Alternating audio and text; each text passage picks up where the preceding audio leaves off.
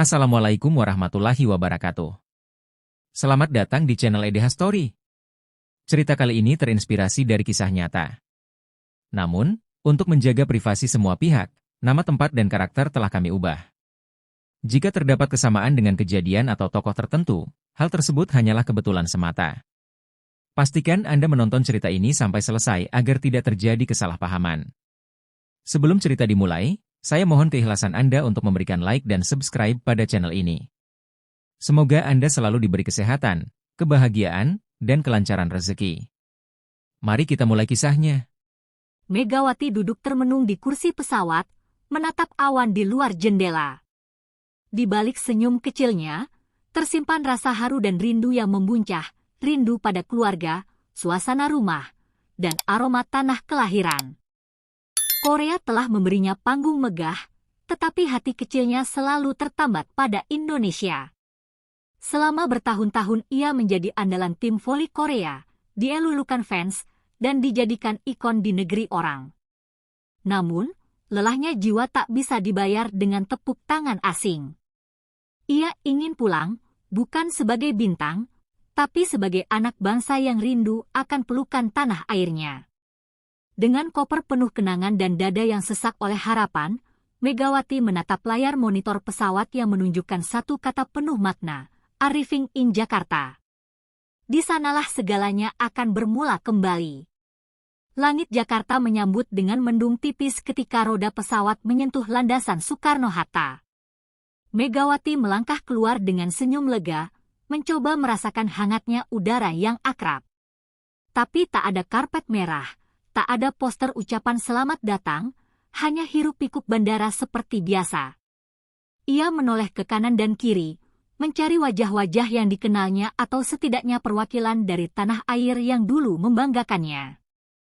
Tapi semua itu nihil. Yang ada hanya petugas bandara dan beberapa awak media asing yang kebetulan mengenal namanya. Perasaan hampa perlahan menyusup ke dalam hatinya. Ia mencoba tetap tegar, menarik napas dalam-dalam, dan menggenggam koper erat. Tak apa, bisiknya pada diri sendiri. Aku pulang bukan untuk disambut meriah, tapi untuk kembali menjadi bagian dari negeriku. Kilatan kamera media lokal mulai bermunculan, menyorot langkah-langkah Megawati yang tenang namun menyimpan kecewa. Mereka bertanya, merekam, dan memotret, tapi tak satu pun dari mereka datang membawa ucapan selamat dari pihak resmi. Suasana bandara terasa dingin meski penuh keramaian. Megawati tetap ramah, melayani beberapa pertanyaan ringan dengan senyum tipis. Namun di balik senyum itu, matanya kosong, terpaku pada kenyataan bahwa negaranya sendiri tak menyambut kepulangan seorang atlet yang telah mengharumkan nama bangsa. Bahkan secarik spanduk pun tak tampak. Ia berjalan melewati kerumunan, menembus barisan wartawan yang lebih tertarik pada sensasi daripada penghormatan. Di dalam taksi yang ia tumpangi, Megawati menatap keluar jendela, mencoba menyembunyikan luka di balik kaca yang berkabut oleh embun dan perasaan. Tanpa ia tahu, salah satu foto dirinya saat melangkah sendirian di bandara menyebar cepat di media sosial. Gambar itu memperlihatkan sosok Megawati dengan koper dan tas ransel, dikelilingi wartawan tapi tanpa satu pun pejabat pemerintah. Netizen geram, mereka merasa negaranya gagal menghormati pahlawan olahraga. Tagar "Selamat datang Mega" dan "Kami bangga padamu" mulai trending. Ribuan komentar membanjiri akun media sosial Kemenpora, mempertanyakan mengapa tak ada penghargaan, bahkan sambutan sederhana pun tidak. Banyak yang membandingkan dengan sambutan yang diterima atlet lain dari negara-negara tetangga. Meski tak disengaja, kepulangannya menjadi bahan diskusi nasional. Megawati sendiri hanya mengetahui itu dari pesan WhatsApp yang dikirim temannya, "Mega, kamu viral. Kami semua mendukungmu." Ia hanya tersenyum kecil, kali ini matanya sedikit berkaca-kaca. Setelah satu malam menginap di Jakarta, Megawati memutuskan kembali ke akar, Jember. Kota kecil yang membesarkannya, tempat segala impian bermula. Ia tak berharap sambutan megah, cukup bisa memeluk ibu dan mencium tanah halaman yang membesarkannya. Kereta yang membawanya ke timur melaju perlahan, seolah menyatu dengan detak hatinya yang tenang. Di sepanjang perjalanan, ia mengenang masa kecil, berlari di sawah, latihan voli di lapangan sekolah, dan suara guru yang memotivasinya untuk tidak menyerah. Semua itu terasa seperti pelukan hangat yang menenangkan. Jember memanggilku pulang, gumamnya sambil menatap jendela. Kali ini, ia tak lagi membawa harapan akan sambutan, tapi tekad untuk memberi makna baru bagi kota kelahirannya. Perjalanan Megawati di tanah air baru saja dimulai. Ketika mobil berhenti di depan rumah tua bercat putih itu, Megawati menarik napas panjang. Udara Jember yang hangat menyentuh kulitnya, membawa kenangan masa kecil yang berhamburan. Pintu rumah terbuka pelan, dan sosok yang paling dirindukannya muncul, ibunya, dengan wajah penuh rindu. Ibu Megawati berlari kecil, tak peduli pada usia atau lutut yang tak lagi sekuat dulu. Mereka berpelukan lama, tanpa kata. Air mata menjadi bahasa yang lebih jujur dari apapun. Megawati tak mampu berkata apa-apa, hanya mengeratkan pelukannya dan membenamkan wajah di bahu sang ibu. "Anakku pulang," bisik sang ibu, nyaris tak terdengar, tapi cukup untuk membuat seluruh dunia Megawati runtuh dalam haru. Di depan rumah sederhana itulah, sang bintang akhirnya merasa benar-benar pulang. Kabar kepulangan Megawati menyebar cepat di kalangan warga Jember. Tanpa dikomando, mereka berkumpul di jalan kecil menuju rumahnya, membawa spanduk buatan tangan, bunga, dan suara-suara riuh penuh cinta. Seolah seluruh kota sepakat, mereka takkan membiarkan putri terbaik Jember pulang dalam sepi. Anak-anak berlari sambil menyebut namanya, para ibu melambai dengan mata berkaca, dan para bapak menyalaminya dengan bangga. Megawati digandeng oleh tokoh desa, lalu diarak dengan becak hias keliling kampung. Bukan acara resmi, tapi terasa jauh lebih tulus dari 1000 seremoni mewah. Di tengah keramaian itu, Megawati tersenyum lebar, matanya kembali berbinar. Ia sadar, meski tak disambut negara, rakyat kecil tak pernah lupa. Mereka tahu cara mencintai tanpa protokol. Media nasional mulai mencium aroma kejanggalan dari keheningan istana. Mereka menggali arsip, membandingkan sambutan terhadap atlet-atlet lain yang baru pulang dari luar negeri. Megawati, yang telah membawa harum nama Indonesia, seolah tak masuk dalam daftar penghormatan negara. Kolom opini di berbagai portal mulai mempertanyakan, mengapa presiden diam? Apakah prestasi di negeri orang tak cukup untuk dihargai? Pertanyaan itu menggema bukan hanya di media, tapi juga di ruang-ruang diskusi warganet yang kini makin geram. Sementara itu, istana tetap senyap. Tak ada pernyataan, tak ada klarifikasi. Seakan prestasi Megawati hanyalah cerita sampingan yang tak layak panggung utama. Namun, di balik keheningan itu, suara rakyat terus membesar. Megawati akhirnya memutuskan untuk menulis sesuatu di Instagram setelah beberapa hari memilih diam.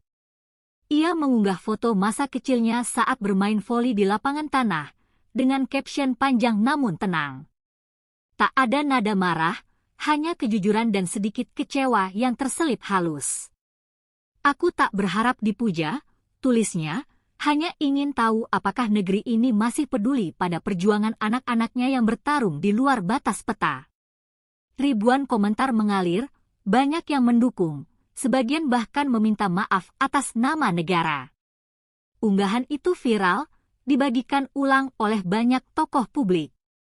Tapi yang paling membuat Megawati terharu adalah komentar dari seorang bocah, "Kak Mega, aku jadi semangat latihan voli.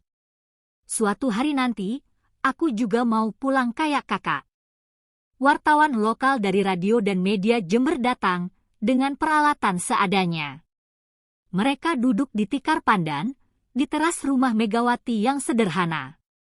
Tak ada crew lighting atau backdrop mewah, hanya kopi hitam, angin sore, dan percakapan yang mengalir seperti obrolan lama.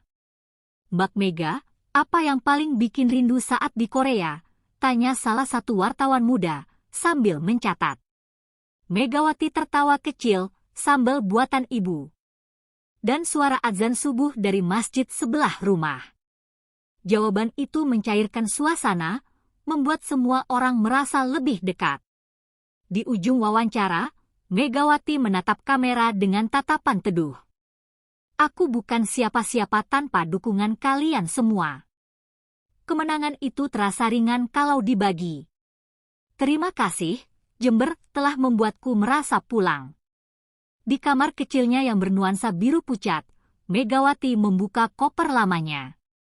Di dalamnya, tersimpan jersey-jersey bekas pertandingan, medali, dan foto-foto saat membela tim Korea.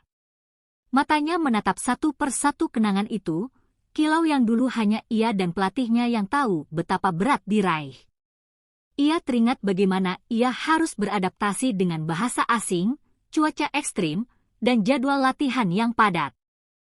Pernah suatu hari ia nyaris menyerah setelah cedera ringan, tapi ia bangkit, menahan sakit, dan kembali ke lapangan. Tak ada satupun pejabat Indonesia yang mengirim pesan semangat, yang ada hanya tekad dan doa dari keluarga di kampung. Di tengah gemuruh stadion Korea, setiap kali ia mencetak poin, ia berbisik dalam hati, "Ini untuk Indonesia."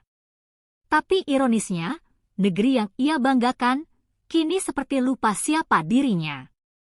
Namun Megawati tahu, perjuangan sejati tak selalu diberi panggung, kadang hanya meninggalkan jejak dalam hati mereka yang melihat dengan cinta. Pagi itu, Megawati dikejutkan oleh sekantong besar surat yang diantarkan kepala sekolah SD dekat rumahnya. Isinya adalah puluhan surat dan gambar tangan dari anak-anak. Crayon warna-warni membentuk gambaran dirinya sedang smash bola, ditemani tulisan sederhana penuh ketulusan. Salah satu surat membuatnya terdiam lama. "Kak Mega, saya ingin seperti kakak. Walaupun enggak disambut presiden, kakak tetap hebat." Dari Rina, kelas 3B. Megawati menyentuh kertas itu seolah ingin memeluk si penulis mungil yang bahkan belum tahu dunia politik, tapi sudah paham makna ketulusan. Ia lalu duduk di teras rumah, membalas beberapa surat dengan tulisan tangan. Baginya, cinta dari anak-anak ini lebih murni dari segala bentuk penghargaan. Dan mungkin, dari sanalah semangat baru bisa tumbuh untuk generasi berikutnya. Beberapa hari kemudian, sebuah mobil dinas berhenti di depan rumah Megawati. Seorang ajudan turun membawa surat resmi berkop Merintah Kabupaten Jember. Isinya adalah undangan dari Bupati Jember, mengajak Megawati hadir dalam acara penghargaan khusus bagi warga berprestasi. Megawati membaca surat itu dengan tangan sedikit gemetar. Bukan karena glamornya acara, tapi karena akhirnya kampung halamannya menunjukkan pengakuan yang tulus. Ia tak langsung menjawab, hanya memandang ibunya dan bertanya, "Bu, aku harus datang." Sang ibu hanya tersenyum sambil menepuk bahunya. "Sudah saatnya kau berdiri, bukan hanya sebagai anakku, tapi sebagai kebanggaan Jember." Megawati pun mengangguk pelan, merasa bahwa langkah kecil ini adalah bagian dari lembar baru dalam hidupnya. Langit Jember malam itu cerah, dihiasi bintang dan sorot lampu dari panggung sederhana di alun-alun kota. Warga dari berbagai pelosok datang membawa bendera kecil, poster buatan sendiri, dan semangat yang tak bisa dibeli.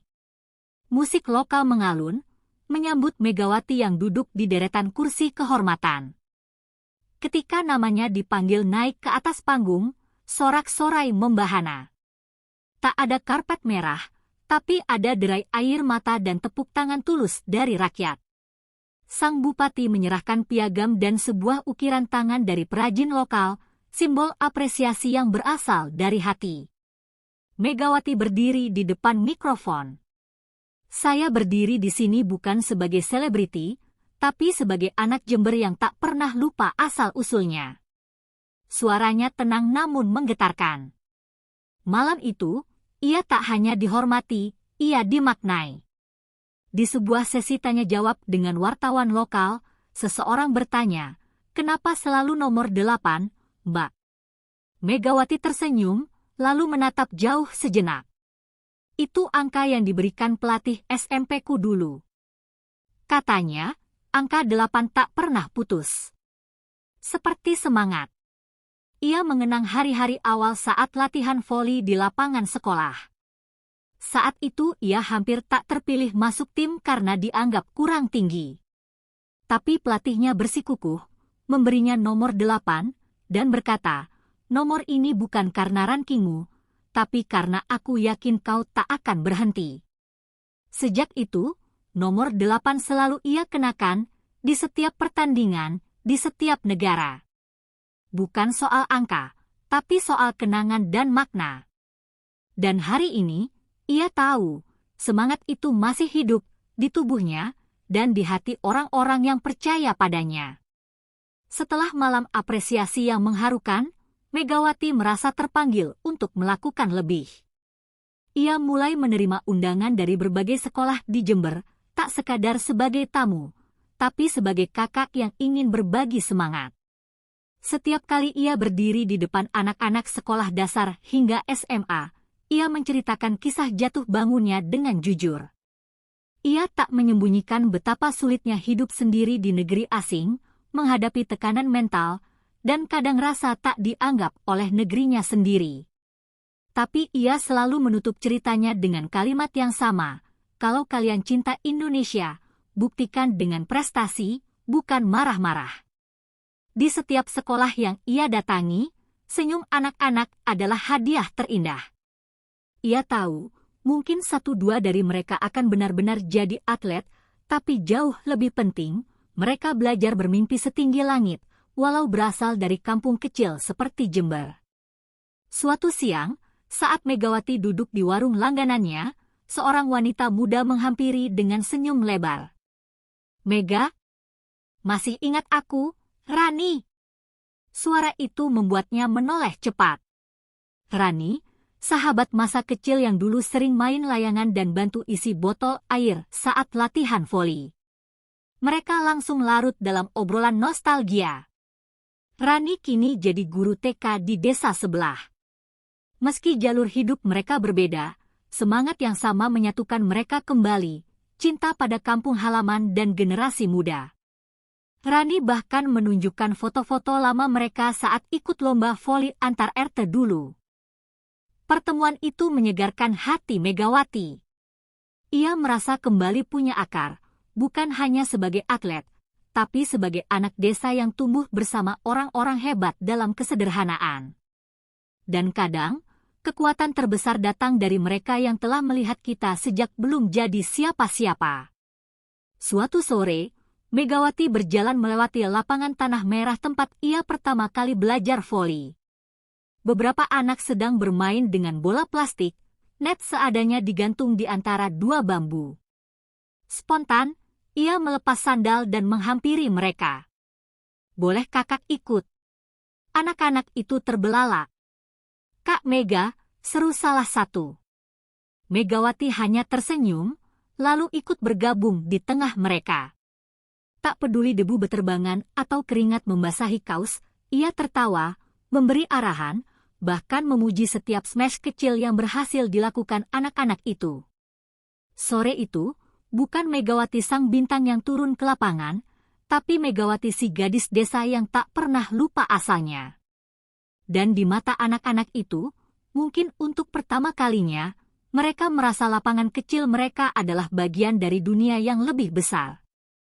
Beberapa minggu kemudian, agen Megawati menelepon dengan suara antusias. "Mega, klub Jepang tertarik padamu. Mereka mau kontrak 2 musim, dengan fasilitas lengkap dan gaji yang lebih tinggi dari Korea." Tawaran itu datang seperti kilat di tengah langit cerah, mendebarkan sekaligus membingungkan. Megawati membaca proposal kontrak yang dikirim lewat email. Klub itu terkenal, sistem latihannya modern, dan budaya Jepang pun tak terlalu asing baginya. Ini bisa jadi langkah besar dalam karirnya, bahkan mungkin pintu menuju level dunia yang lebih tinggi.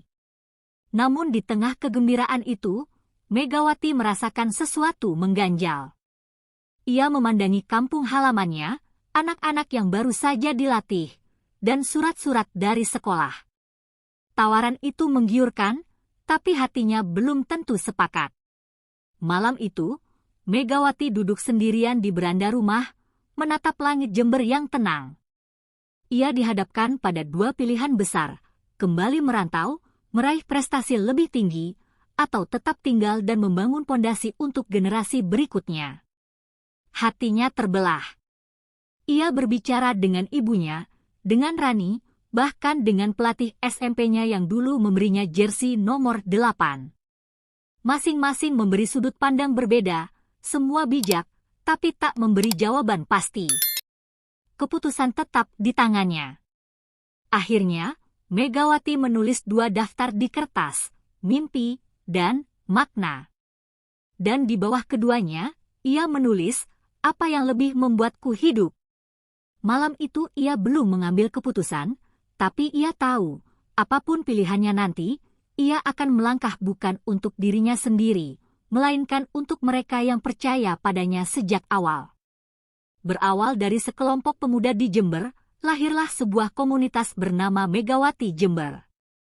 Mereka bukan sekadar penggemar, tapi kumpulan orang-orang yang ingin mendukung atlet lokal dengan cara nyata. Mereka mulai mengadakan pelatihan voli gratis, penggalangan dana untuk lapangan desa, dan lomba kecil antar sekolah. Megawati terharu saat diundang menghadiri pertemuan perdana komunitas itu. Ia duduk di antara para petani, guru, dan siswa yang semua punya satu tujuan, menghidupkan semangat olahraga dari bawah. Kami ingin cerita Mbak Mega jadi awal, bukan akhir, kata seorang anggota. Hari itu, Megawati merasa ia bukan hanya atlet, ia telah menjadi inspirasi yang hidup. Ia pun berjanji akan membantu mereka, bukan dari Menara Gading, tapi dengan kaki yang menapak tanah bersama mereka. Sebuah artikel mendadak viral di media sosial. Ditulis oleh wartawan muda bernama Galang, judulnya mencolok, Megawati pulang tanpa karpet merah, tapi diterima dengan tikar cinta di kampung halaman. Isinya adalah surat terbuka untuk Presiden, mempertanyakan diamnya negara terhadap seorang pejuang olahraga.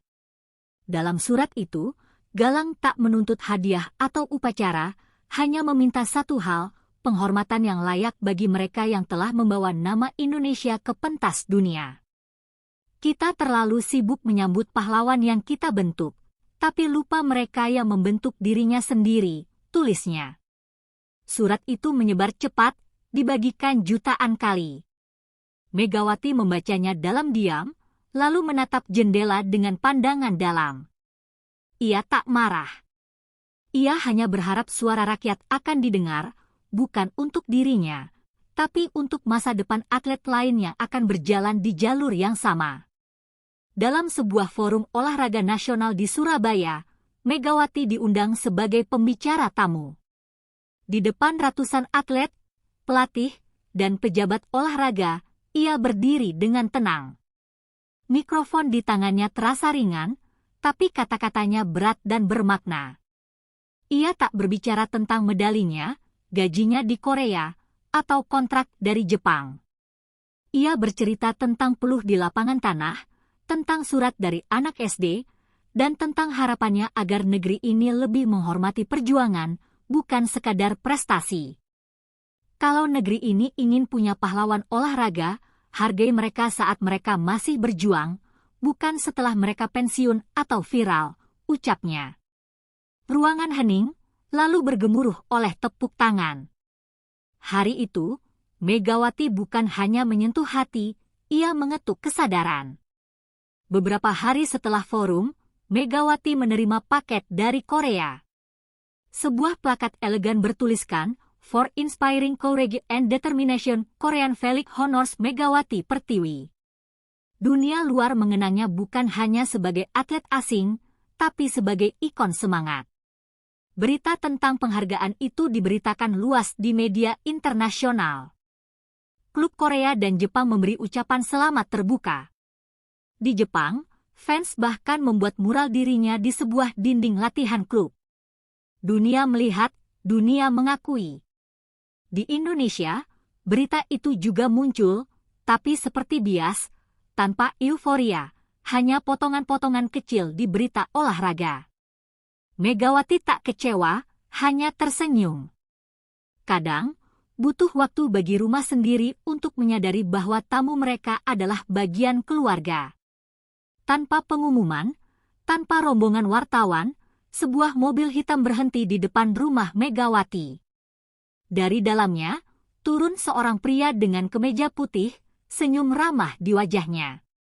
"Saya Pak Haris, Menpora," katanya sambil mengulurkan tangan. Kedatangan itu membuat heboh satu RT.